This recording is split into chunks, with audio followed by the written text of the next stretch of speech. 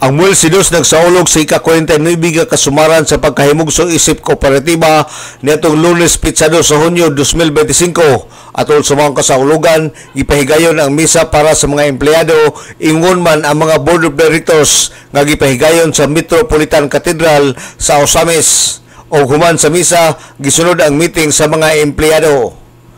Ang Mulsidos nagikan sa lungsod sa Bonifacio hangtod sa lungsod sa Panahon, Misamis Occidental ang iyang coverage area o adunay 283 ka mga barangay ang fully energized. Gawas sa mga barangay aduna pay mga sitio nga wala pay kuryente.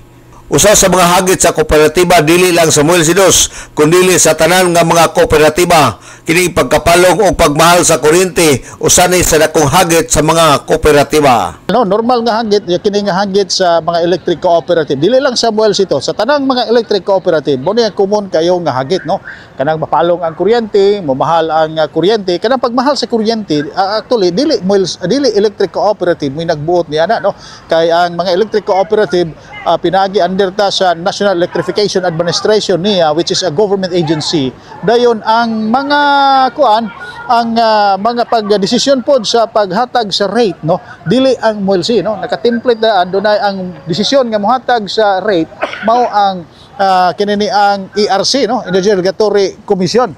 So mo na ang mga pipila sa mga hagit din usahay pod kining pagkapalong sa sugang nagitab usahay dili pud usahay problema sa MULC no kay gumikan adunay mga intrusyon sa ato ang mga linya pananglitan dunay mo sablay nga mga mananap sa ato ang linya dunay kahoy nga sakas kahoy nga masablay man usay dunay pagkapalong sa kuryente. Siniptali Batolinyo, Information Officer sa Mulsidos.